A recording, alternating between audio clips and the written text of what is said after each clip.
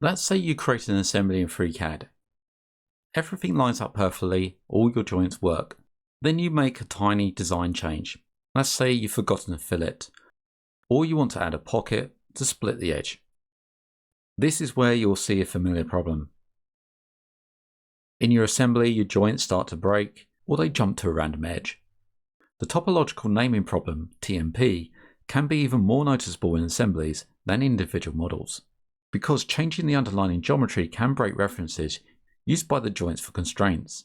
But a simple workflow tip can help you reduce these issues. Not only that, it can add another benefit and can help you alter the direction of the movement of the joint under constraint, rather than using the advanced offsets. Here's the problem in detail. Here's a very simple assembly that will explain the problem. I have two bodies that I'm going to import into my assembly. First body is just a basic cuff, and the second body is a bar. The idea, let's just ground this body first. The idea is to take the bar and create a sliding joint to slide through this hole. There are many ways of doing this. We can take the inside face and the cylindrical face of the bar and create a joint between those. Or I can take this edge and control select this edge, which allows us to slide up and down. That's okay. The problem that we have is that if this edge changes, then the joint will be affected as well. So the joint works perfectly at the moment.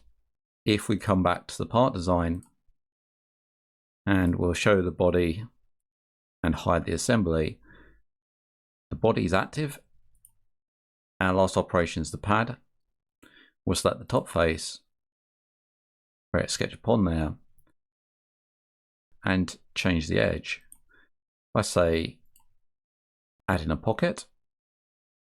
So we've destroyed the edge of the circle. We've now got these two edges to deal with. Let's hide the body and come back to the assembly and back to the assembly workbench. Now this is still constrained, but the joint is connected to the incorrect edge. One way to solve this is to use datum lines. So on the toolbar in the core datum objects, and it will probably be selected with coordinate system first. Let's cancel that, so it'll be in this state. If we hide the assembly and show the body, and just jump back to the part design, let's delete the pocket, click on it and hit delete on the keyboard. I'll just hide the sketch for now. And we'll take the inner circle, so I'm applying an operation to the inner circle of this pad, and we'll pick the datum line. This is now connected to this feature's circular edge. We can see that there. Let's hit OK. Now we can do the same with our other body, but for this demonstration, we'll just keep it to this one. Back in the assembly workbench, let's hide the body and show the assembly, which is currently active. We've now got the datum line that we can use to make joints against. Let's get rid of the slider joint and hit delete on the keyboard. So now we have joints, we have the grounded joint, which is this one, and we have this one here. So instead of taking these two edges, I'll take the circular edge and then control select the datum line. Then we add the slider joint. So we've got it against the edge and the datum line. Let's hit OK. So we have a sliding joint now. Let's hide the assembly and go back to the part design. Show the body and also show the sketch. It's important to remember that the datum line is connected to the pad. So if we take the sketch and create the pocket again, hit OK, the line hasn't moved. It's still connected to the previous pad's edge on edge 6. We've just added another feature on top. Therefore, when we come back to the assembly, our joints aren't destroyed and everything works fine. One good thing about using the datum method is that we can change the position of the datum quite easily. So we can reorientate the movement of the slider instead of coming into the slider and using the advanced offsets, which can be a bit tricky. Let's cancel out. That should hide the assembly and show the body. This time we'll edit straight from the assembly workbench. Going to take the datum line in the body and double click it. Notice where this is attached. It's still attached to the pad. So I'm going to clear out what's in the attachment reference, selecting it and hitting delete on the keyboard.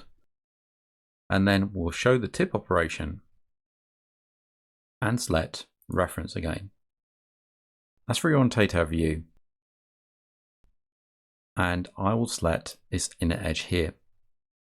So we've got our attachment. It's going through 2 points. We've selected one reference, so it's just going to take the defaults. Now we can change the X, Y, and Z. I'm going to change the Y and place it around. If we look from this side, it's actually going to be the Y direction and also in the X direction. Let's go for 1.5. So the travel is going to be along this way. Let's hit OK. Hide the body. Come back to the assembly. It looks like nothing's updated, even if we hit refresh. If I double click the slider joint and just OK it, then the joint reorientates. And now we've got movement across this way. Remember, we can hide objects. So we can hide the datum line, so it's invisible and it's just used as an invisible reference. So that's the power of datum objects in assemblies and how you can use them to get past problems such as TMP issues. Hope you enjoyed that video and I hope to see you in the next one. If you like what you see and you want to donate to the channel, then you can do so via Ko-Fi or Ko-Fi at ko-fi.com/MANG0 or via PayPal at paypal.com/paypalme/DarrenBEstone. I also run a Patreon where you can get early access and additional content, and that's at patreon.com/MangoJellySolutions. Links can be found in the channel header, on the About page, or in the descriptions of these videos. I thank everybody that's donated so far. It really helps to keep the lights on so I can produce more content and also expand the channel. Thank you for liking, commenting and subscribing to these videos, and I hope to see you again in the next one.